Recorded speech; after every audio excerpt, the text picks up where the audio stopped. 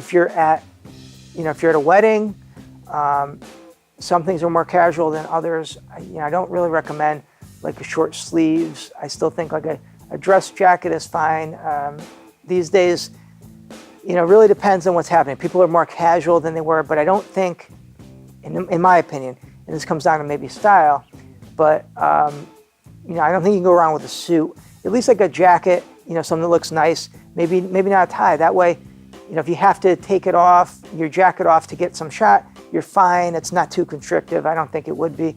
But there's not much difference from a dress shirt to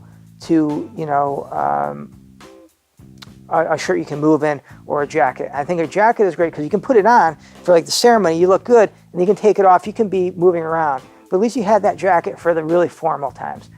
That's my opinion, at least. The other thing is footwear. A lot of dress shoes have kind of like a raised heel, and they're hard. They're, if it's like a leather sole. And it's just really hard to get a stable shot.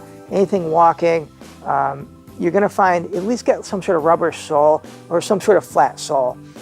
Something that will allow you to walk. They'll give you kind of a better platform.